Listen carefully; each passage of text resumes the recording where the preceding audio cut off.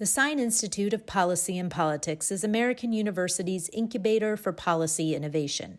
We convene leaders in the academic, public, private, nonprofit, and journalism sectors to engage and promote common ground and nonpartisan solutions. In an evolving world, we seize the opportunity to work on the nation's most pressing challenges through collaboration by experts and top scholars in their field with students in research and scholarship. As part of that goal, the Sine Institute leverages American University's location in our nation's capital, the nexus of government and a growing international business center. We connect diverse perspectives from around the country and around the world with our world-class academics and research, experienced practitioners, and the most politically active student body in the U.S. We stand apart through our focus on the role of business and the nonprofit community in public policy, the rise of the importance of economic regions in the United States, and international policy issues. Our focus is to make an immediate impact at the intersection of policy and politics that leads to real and lasting change. Thank you for joining us as we convene, communicate, and collaborate. Preventable, a look inside the coronavirus response with Andy Slavitt, former senior advisor on President Joe Biden's coronavirus response team. I'm Amy Dacey. I'm the executive director here at the Sine Institute of Policy and Politics at American University. We're really excited for you to join us for our summer series. This is the first of three events we're going to have over the course of the summer and spend some time with you. The first one I'm really excited about, and our guest will be joining us soon. But just as a reminder, if you signed up for today's program, we've got some books available to you. Preventable was an incredible read. We want to share that with you as well, so we'll be in touch. But again, thank you for joining us. We will also have programming in July with former Congressman Will Hurd and discussing his book Reboot. And we're going to bring back some of our Sine Fellows in August to discuss with us what's happening with the elections coming up. They're going to give us their perspectives on what policy issues we'll be talking about, what we can expect on the electoral front. So it'll be good to bring some well-known friends back to the Sine Institute in August. And certainly thank you for joining us today. As I said, our guests will be joining us soon. I will want to say that I was able to read Preventable in preparation for this. As you can see, I consumed it. There was a lot of notes, a lot of things that I wanted to look at. Before our guest joins us, I'll just give you a little more background on Andy Slavitt. He was most recently the senior advisor for the COVID-19 response in the Biden White House. He ran the Centers for Medicare and Medicaid Services under President Obama from 2015 to 2017. He is the host of In the Bubble with Andy Slavitt, an incredible podcast that if you haven't seen it, we certainly encourage you to get involved with the podcast. And he's also the founder of the United States of Care, a national health policy organization, and is the founder of Town Hall Ventures. Andy, I see you've joined us. Hello and welcome. So great to be here. Thank you for having me. We are honored to have you with us. I was just telling our community at Sine that I didn't read the book, I consumed it. I took a lot of notes, and I have to say, Andy, I so appreciate you writing this book, but I have to say it was a little challenging. I mean, when you take the time to read this book, suddenly you're going back through day by day with one of the most difficult challenges times, I think, in American history. And some of the things I might have tabled and said, it just came flooding back. So, for me, it's as you look at that timeline and the global community experience, it's titled Preventable. So let's discuss, was this preventable, and why did you think that should be, the title for this work that takes us back through time? Yeah, I mean, look, I thought it was important to try to capture the sentiment of the country and what we were feeling and what we were going through at the time, because it was such a unique period. And it is, as they say, a first draft that we tried to compose day by day, what was happening, how were we feeling, both at the national level, at the political level, but in people's lives, people in Amazon warehouse factories that were just dying because they were being asked to go to work and they didn't have any protection, and that was the state of affairs. Let's talk about what was preventable and what wasn't. The novel virus itself wasn't preventable. That happened to us. Viruses, there are thousands of viruses that exist Those things happened to us. What was preventable um, was every single day we had a chance to say, let's prevent the next person from dying. And we did two or three major things over the course of 2020 that probably resulted in us losing at least half the people that we lost. We didn't need to.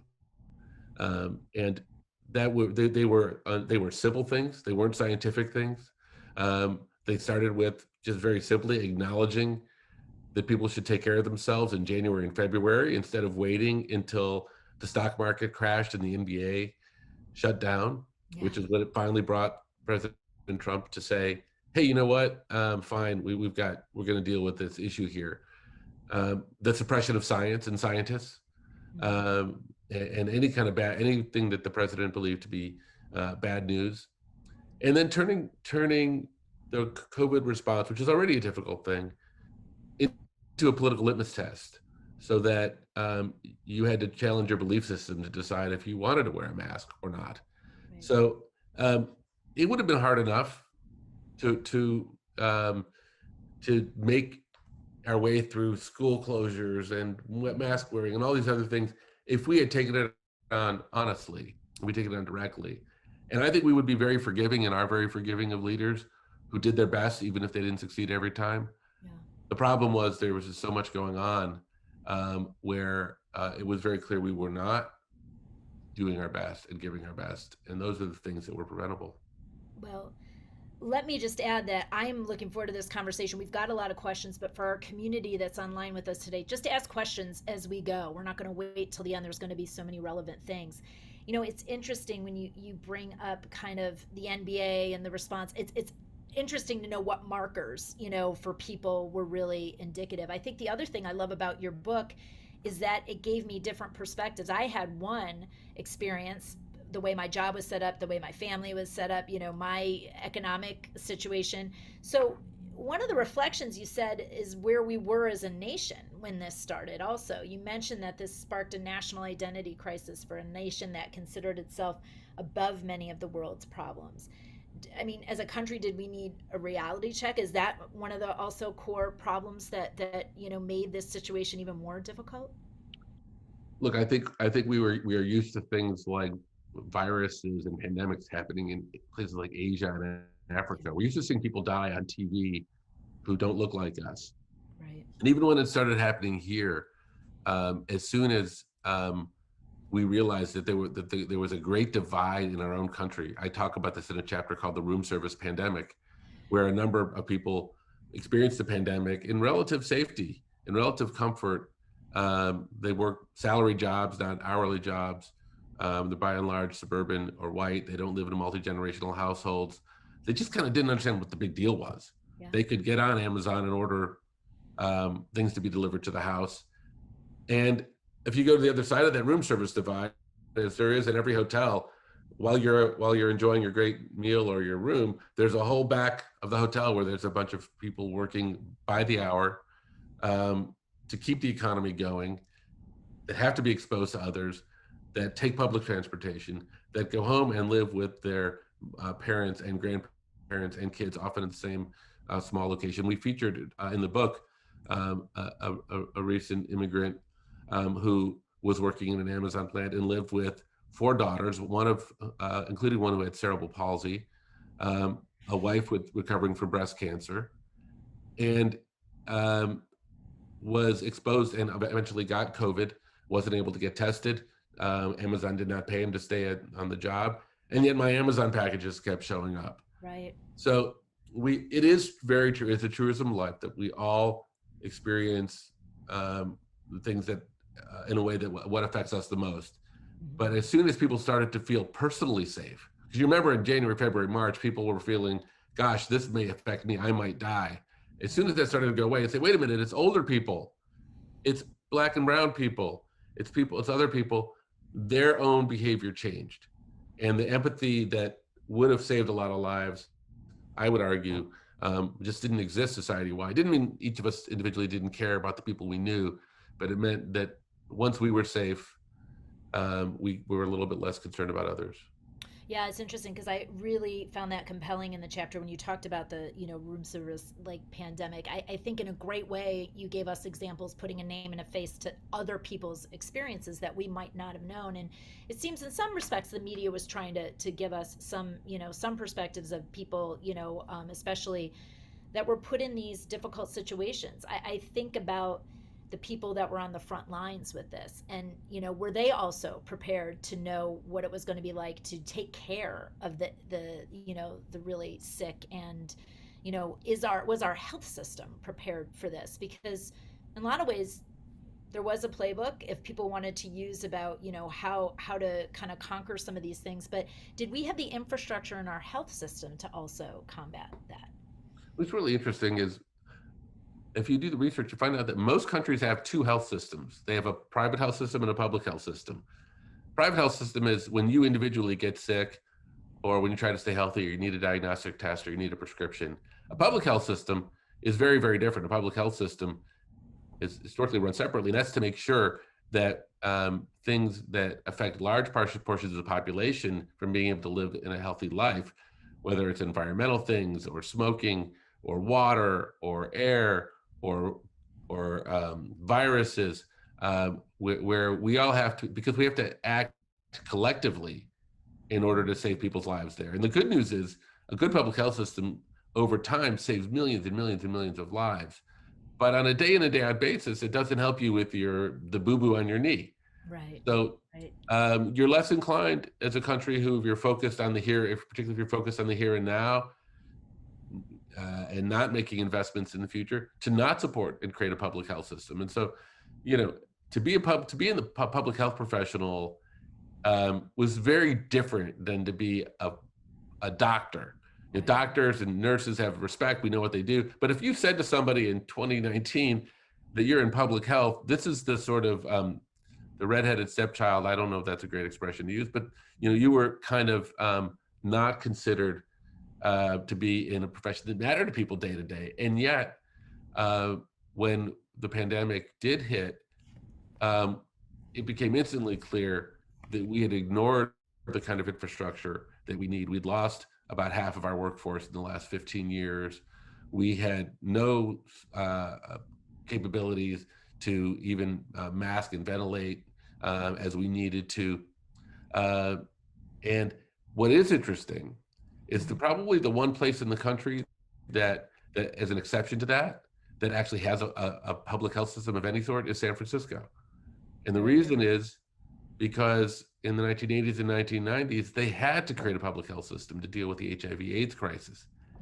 And there's enough memory of the horrors of that crisis that there's actually muscle memory in the public, and there's an infrastructure that was able to go to work, and people knew how to behave. And it's one of the reasons why there were fewer deaths and have been fewer deaths in places like Hong Kong and other parts of Asia, because they have dealt with enough public health emergencies before that they have an instant reaction. We, I think, as you said, we're in this sort of privileged place where most of us looked at this and said, somebody save us because we don't know what to do. Right, right. And we saw, things were happening in Italy, other countries, and still thinking that it was a far away kind of thing. And we got an interesting question, over our Sine email. As you mentioned San Francisco, I wanted to place this here because there was also a really interesting dynamic that this really came into play, the state versus federal. And as somebody who's worked, in the federal government, like how regionalized, some of this was, how depending on where you lived, the response was different. Like, what kind of impact did that have, whether people were working together or not? You saw some governors come together and think more regionally because, a pandemic doesn't stop at any border, not internationally or within our own country, right? So, right. Well, look, it's actually a tricky balance because some things should be very localized and regionalized. I mean, when there's an outbreak in New York and you're in Phoenix and there's no outbreak, it is spending people's precious patience to tell people in Phoenix they can't go out, can't go to restaurants, can't go live their lives because something's happening in another part of the country. Particularly because we know that when the time comes and the pandemic spreads to Phoenix, you're going to need people to be able to react in that moment, and it is a sacrifice you're asking people to take on. You're asking people to not go to school, not go to work, not go out to eat, not see people that they love. Right. And so you do have to, at some level, really localize things. On the other hand, um, the sort of federalism which governs decision making, Yeah. there are a lot of things that should not be left up to states' decision making. And there is good case law, obviously in dispute, around the ability, because exactly what you say, that if we just let Texas or Florida run wild and spread the pandemic, it will eventually catch up to the rest of us. So there's good reason for there to be some national policies. There's good reason for there to be national coordination. And as I report in the book, Jared Kushner said to me point blank, the reason that the president won't do anything here is because we don't want any responsibility for all the things that are going to go wrong. So this was not just federalism. This was a political strategy that the Trump administration put forward, and that Jared described very proudly in this book to me, that said that, look, if I want the president to get credit for opening the country, which he did in April, May, and then anything that goes bad and anytime it has to close, I want that to be on the governors. And that political imperative outweighed effectively doing the right thing to keep the public safe. Yeah, I think you mentioned in the book the color of your T-shirt shouldn't matter during a global pandemic, but in a lot of places, obviously, it did too. It did in the U.S., but it's interesting when I talk to foreign health ministers and others in foreign countries. They said, look, nobody loves wearing a mask. There's plenty of controversy. There's arguments of whether it works or it doesn't work, but it is not a decision that's drawn on political identity lines. They said, and he said, look, I don't even know how we would deal with a situation where we had to make an argument that wasn't based on the merits. It's hard enough to make it on the merits, but when you have to tell someone that their entire political belief system decides whether or not they should take health precautions, it becomes an impossible problem for any public health communicators. Well, it's interesting because one of the things that we're really trying to focus on here at the Sine Institute too is this breakdown in our people, the way people view institutions and faith institutions. And if you don't mind, I think one of the most interesting things is in the forward of your book, in the acknowledgments, you say, to our career civil servants who serve this nation with honor and skill, and to every healthcare worker who cared for us, who held a hand, cleaned a room, and absorbed our losses. Like this breakdown of institutions and trust in public service, how much of an impact did that have, in how the response came and how people, interpreted who was going to fix this problem? That is an excellent question. That is a question that most people don't ask and necessarily link to what went on here. But I tell you, when I was in the White House, we were doing a lot of research into attitudes towards vaccination, and you run into a wall at some point because 20 to 30% of the public, and I know depending on what you're looking at, the numbers vary a little bit, simply have such high distrust for government, for institutions, for anything, like in the particular case of vaccines, pharmaceutical companies for sure, but almost anything an authority would tell them, that it was going to be very difficult. And so these weren't attitudes towards vaccines. These were attitudes seeping into vaccines, but were really attitude towards institutions. I don't trust the FDA. I wouldn't trust the CDC. I don't trust politicians. I don't trust anybody who's not in my local community. And you can go back and look at it, and I think you at Sine, you do these things. Like what drove that? These are things that happened far before the pandemic. Yeah. These were, the financial crash in 28, the Iraq-Iran war in 23. All these things eroded people's trade policies. I mean, there's just a litany of things that have absolutely nothing to do with vaccines or the pandemic that have eroded trust in institutions over time. And I would say that there's a lesson here for people who are part of these institutions and believe in them, to not just say, well, these people are backwards or these people don't understand, but to actually try to understand why that erosion occurred, because it matters. Turns out you can't in a pandemic march forward when you only have 70 to 80% support at maximum. That other 20 to 30% counts. And most things in politics and policy, 70 to 80% is enough to win.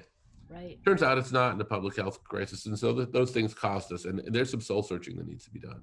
Yeah, and it seems to me like, is there the long-term impact? You mentioned some of these, some of the parts of the federal government and the administration and the CDC, these places where we should grow. I mean, there's people in civil service who've worked there for 30 years and like been through each pandemic. So how do we kind of get back to that place? Because one of the other things you said, you said the goal for this book, you said in the preface, like, you hope it will spur in us a newfound commitment to resolve America's biggest problems together, and with the many people who wake up every day and work on our behalf. And so to me, that is the question, right? A lot of these people who, selflessly are working on our behalf, that is the goal. Like, how are we going to solve these problems together? We talk about this at the Sine Institute. Was there examples?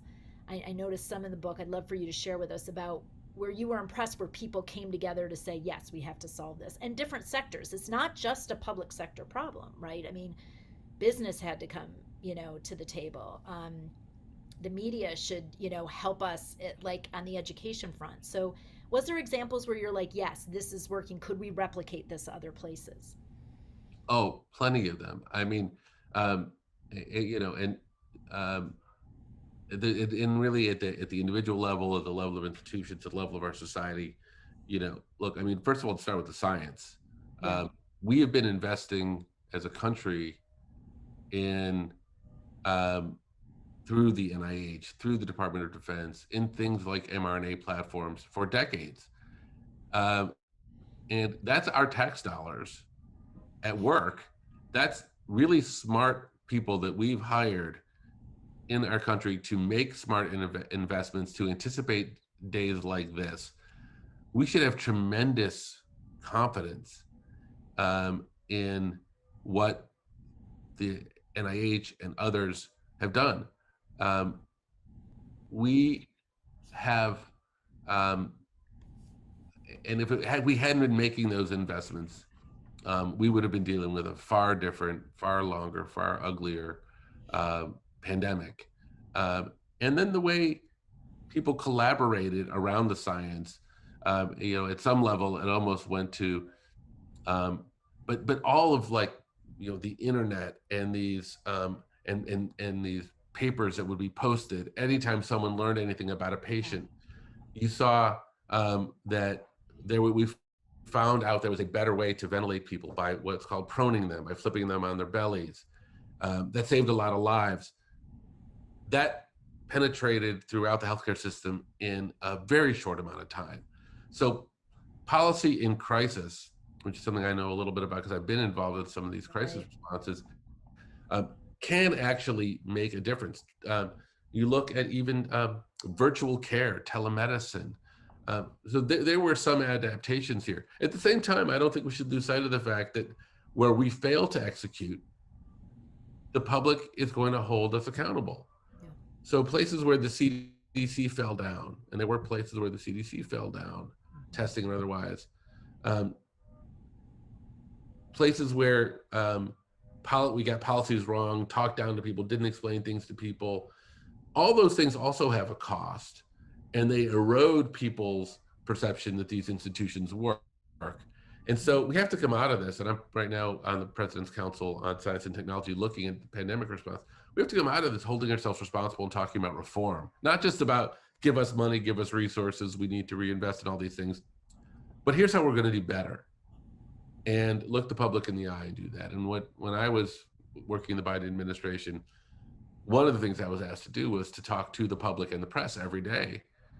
And one of the things that the only guidance that President Biden gave me was, don't worry about what you say makes me look. Just give people the information they need. And I think being able to say, look, this is what it looks like, it's not good right now. It's going to get better. Here's what's going to happen. Here's what we're doing. Hold us accountable. Those are the things we need to do to rebuild trust Yeah. in institutions. And I found the moments that I gained the most credibility, and we gained the most credibility, was when someone said, "Well, this is this and this is a problem," and normally the political response is, "No, it's really not a problem. Here's why. If you look at it from 50,000 feet, it's a tiny problem, and we're doing great." And just begin by saying, "Yeah, that's a problem. I know Americans are facing that, and for example, we're facing a vaccine shortage at the time. That vaccine shortage is going to continue for some number of weeks. This is an uncomfortable feeling for Americans because we're used to getting what we want when we want it. I think it'll be done by X. I'm going to report on it every day. And as we make progress and as we lose progress, you will know." I got such incredible response from that. Um, People just saying, "I finally feel like I can trust what I'm hearing." So it's not that hard. No. It's not that hard. But it has to be transparent. There has to be an authenticity, right? And I think because I had friends, like you said, who would search for the journal article, which would justify if they were going to go to this event or not. So I think that consistent piece of it. Interestingly enough, one of the questions that came in was about you personally, as you started, this as things were happening. You were outside, government, and Minnesota, I believe you were in Yep. Minnesota with your family, and um, this individual said that they read the book and they were like, they saw you trying to make change from the outside in. And so I'm very curious because you can have an impact in different ways. So as you're sitting there with your experience, having been, in an administration working on, various issues, what was that like to see these things happening and try to Yeah. move on to the inside to try and have impact? Well, I certainly wasn't alone. I mean, I think everybody tried to do what they could and where their abilities lied. I happen to have had some relevant experience having run a major part of public sector, and particularly during a prior crisis. And no one would confuse me as a supporter of President Trump. Um, but I did call the White House and said, "Look, to your point about jerseys, if there's anything I can do to help, I want to do it."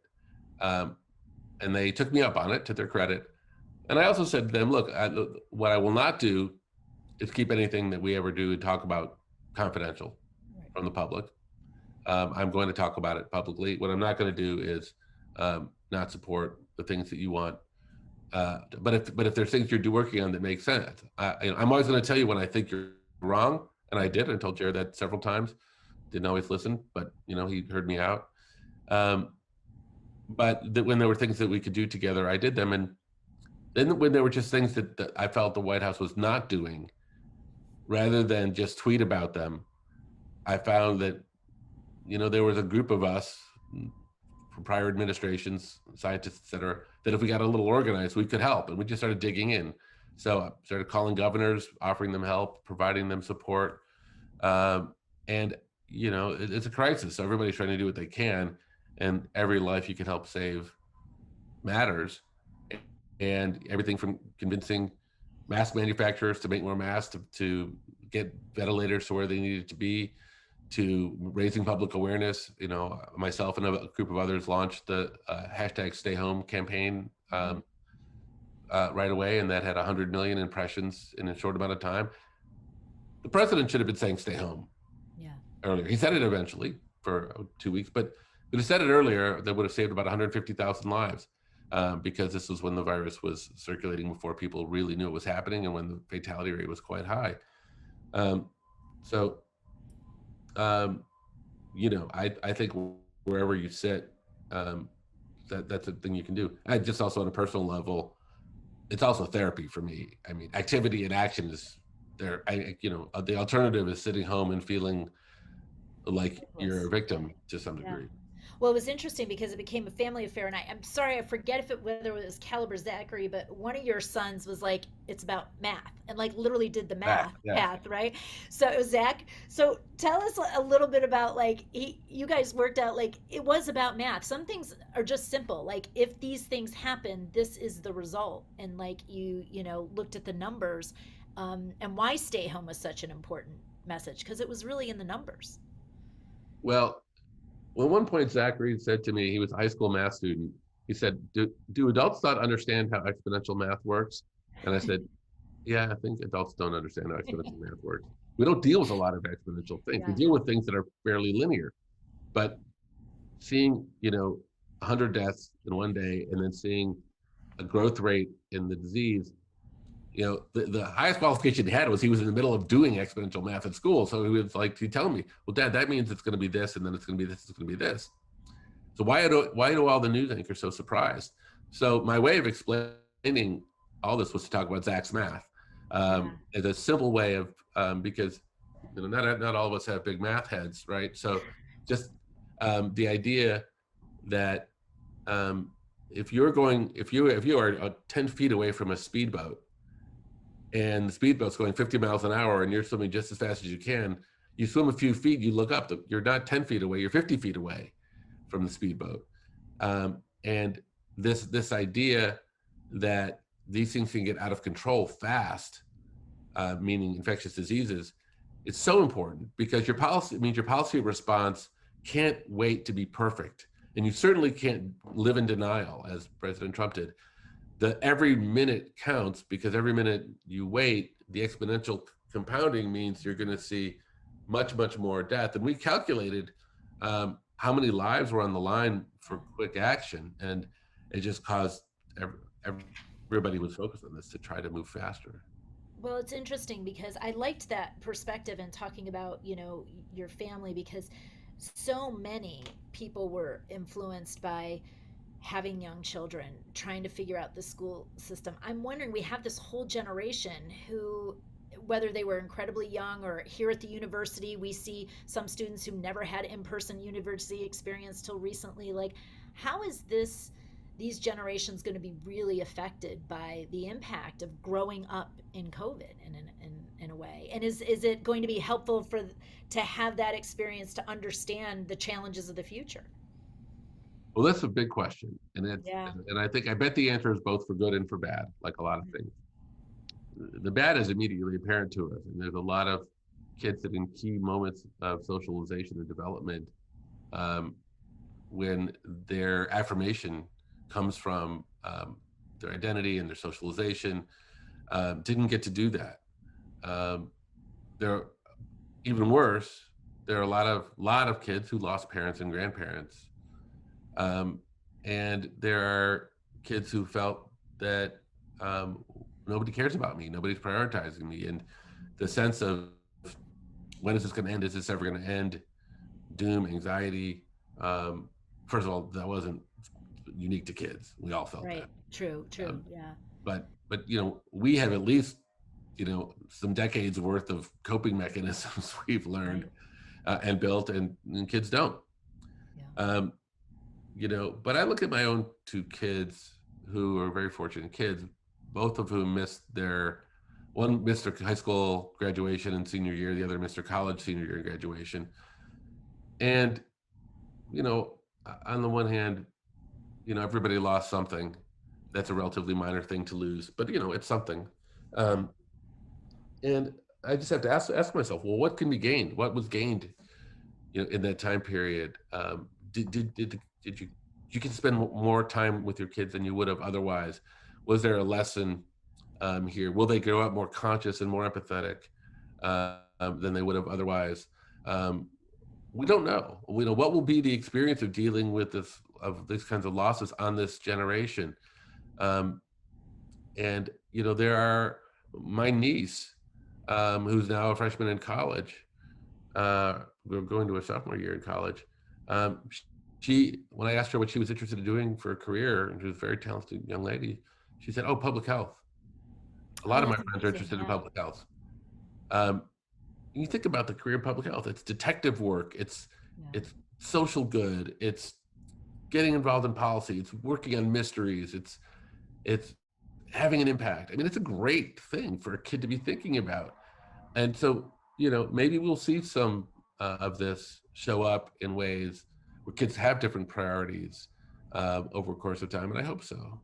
Yeah. Well, it's interesting. I just got a question from Tyler, who's one of our strong Sine participants here. He worked with us his freshman year. We were in person. And then his sophomore, junior year, he moved to remote for the most part. His question is what can we as everyday people, especially college students, do to prevent another mass pandemic from happening in our lifetime? That's a big question. But, like, are there things you can do at this stage in his life that can contribute?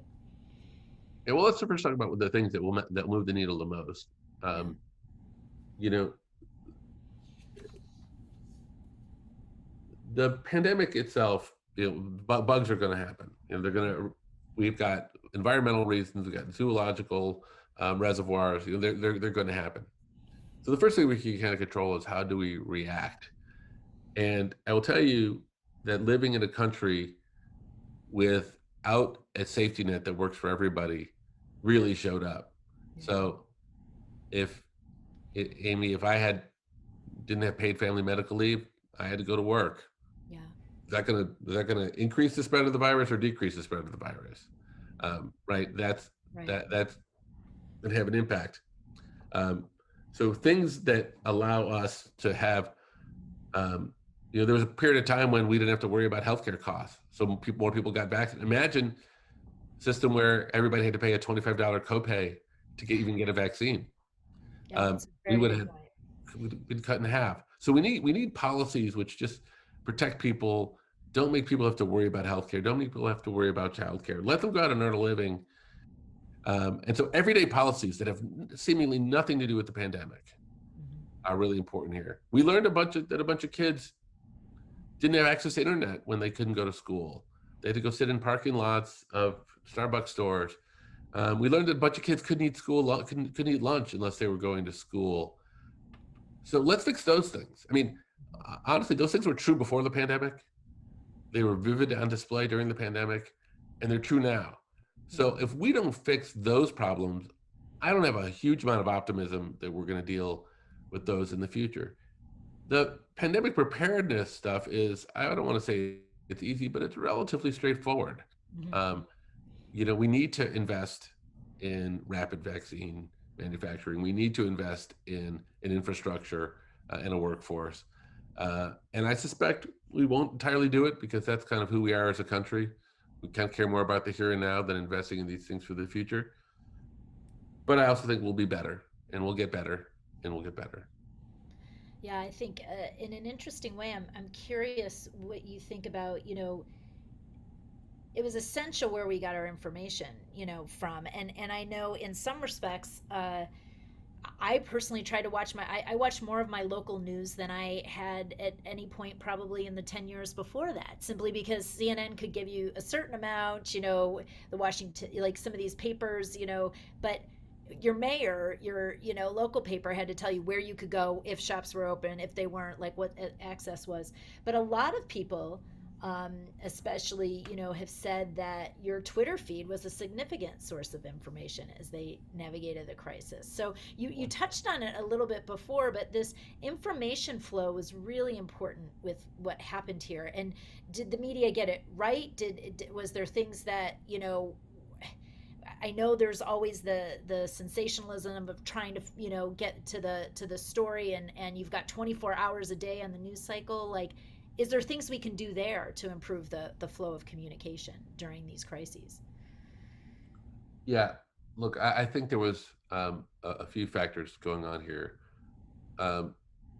People talk about the problem of misinformation and disinformation. Yeah. These are sort of pernicious efforts to mislead the public. People point to Facebook, and I had a well-documented battle with Facebook when I was in the White House, but they're not the worst of it. I mean, the worst of it is just quite simply Fox Prime Time. Fox Prime Time is mainstream news that really, I think, responsible for spreading a lot of doubt about whether or not people should take care of themselves and each other and how. So, that's a function of kind of how news and media become twisted into entertainment and infotainment and playing to people's passions as opposed to their reason. That happens on all sides of the aisle, but in this particular case, I think that was very costly. Um, there was a earlier point in time, and I think when my Twitter feed became popular, when there just wasn't a lot of information. Yeah. It wasn't clear what was going on. Nobody felt like they were getting the straight story, and official channels and sources were not filling that void. It wasn't coming as it should have or could have from the CDC and other places.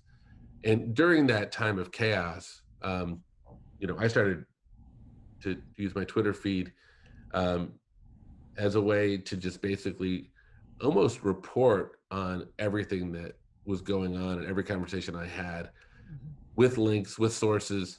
Um, and for people, it was just almost on a daily or nightly basis. It became one place where they could get a perspective on what was happening. And if I had a conversation with a senator or a governor or a scientist or public health, I would report. I'd just write about it, put it out publicly, and I think people, um, and so And people were that still happened. taking your call, right? I mean, it's not like it stopped because you were being transparent. I mean, No, I mean it's interesting. yeah. Maybe some people might have, but I don't. Even the Trump administration, like they knew I would tweet. In fact, there was one time, it's very funny actually. I don't think I've ever told this, or maybe I did tell it, but they um, they wanted to get a message out to the entire public, and they thought the best way to do that would be for um, Ivanka Trump to tweet something and me to retweet it. And I said, I'll tell you what, it was an innocuous thing. I just didn't want to retweet Ivanka Trump. I said, what, I'll tweet it and she can retweet me. And they said, okay, deal. Um, but there's a certain amount of way people absorb and get information. It's dangerous though, because I think I had pure motivations, but everybody has their biases. And so why should people trust me? And I never tried to hold myself out as an expert.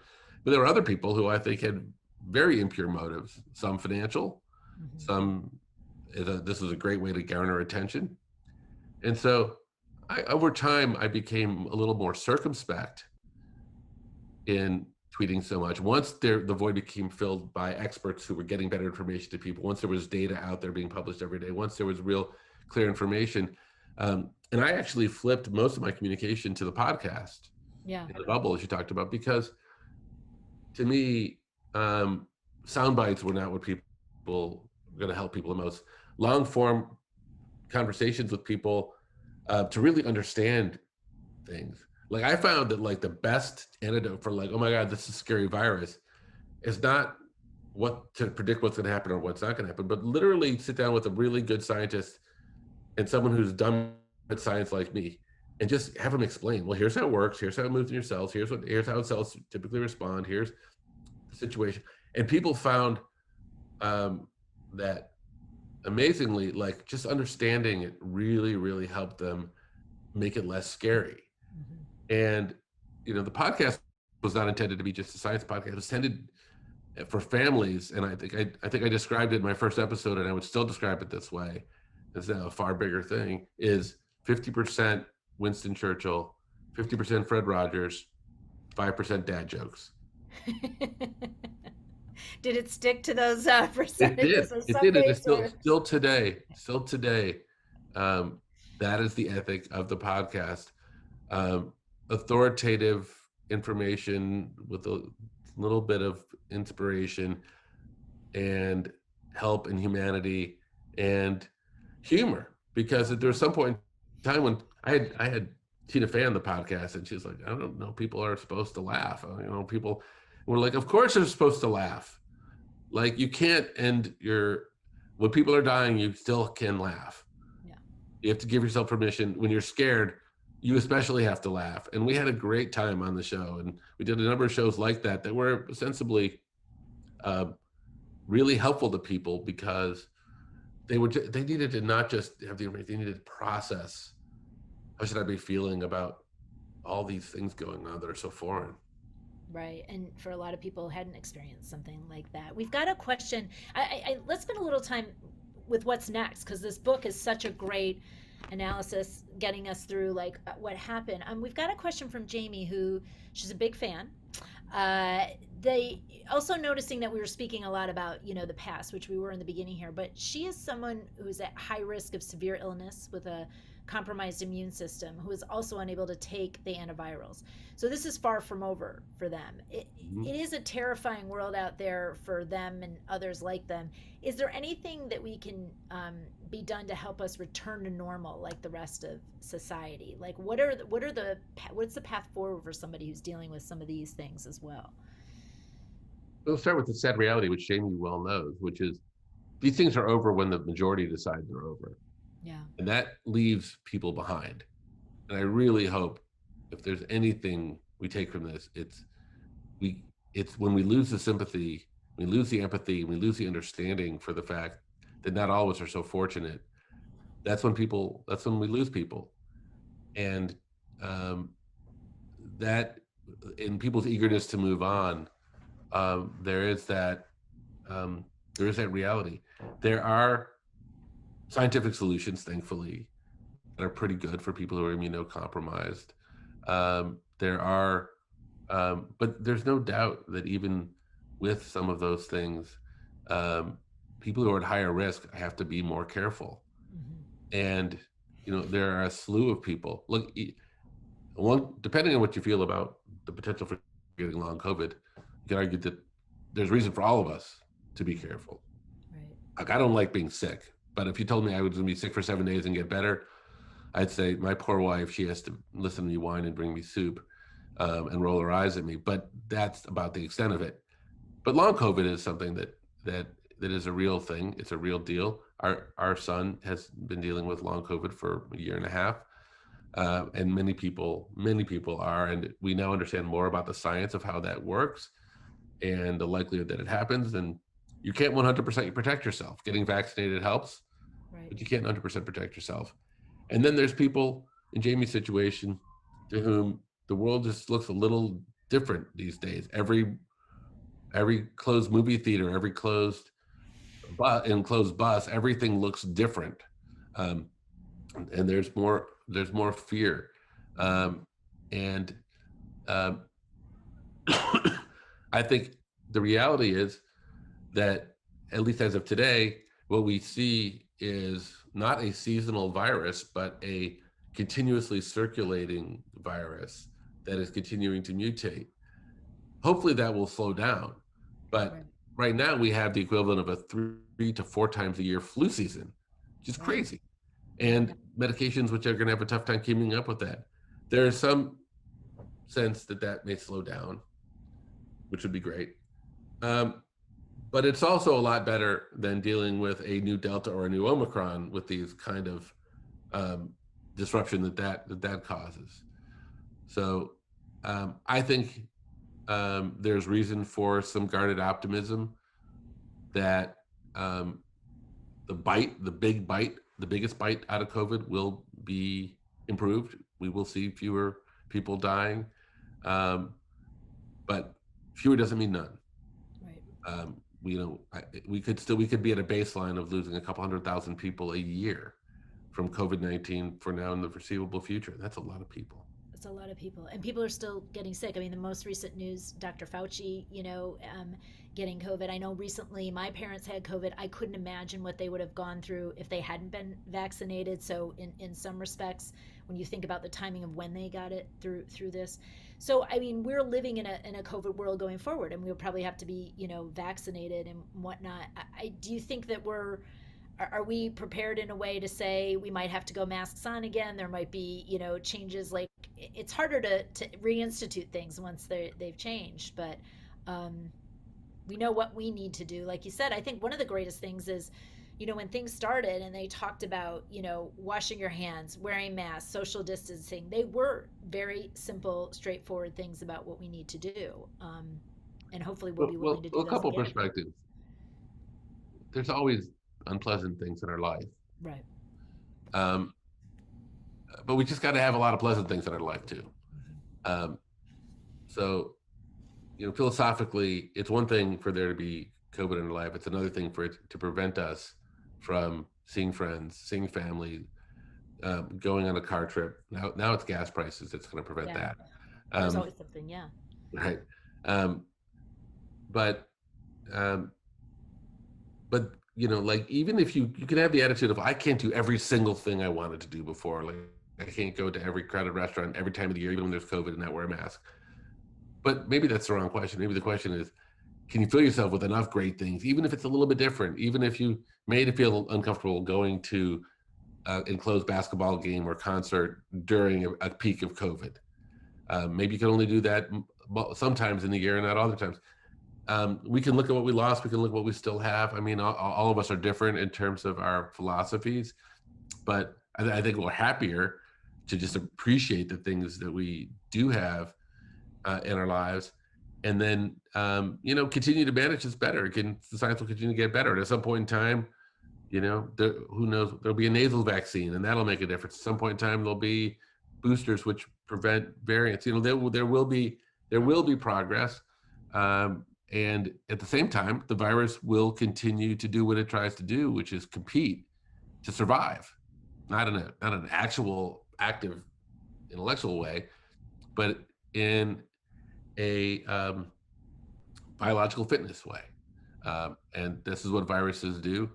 But I'm hoping that, as you wake up today versus 6 months ago, if you said the things that are on your mind today, hopefully this is moving down the list. Yeah. Yeah. Well, it's interesting. So you're so grateful for the current work you're doing with the administration. What is the work you're doing to figure out what's next, and what should the World Health Organization be doing to think about, for the future in preparation? Like, what are the main things that you're focused on? Well, so first of all, I think we had some very good news out of the WHO last night. If people didn't see that, I think sets an important precedent that poorer countries can manufacture, can effectively cross the IP rights of pharmaceutical vaccine manufacturers to make vaccines. Long time coming, important progress. Um, Look, I think there's a number of things that we have to do. Um, I think we can set up the ability so that within 6 to 9 months of any pandemic hitting, we can have vaccines up and running and out. We did it now here in about a year.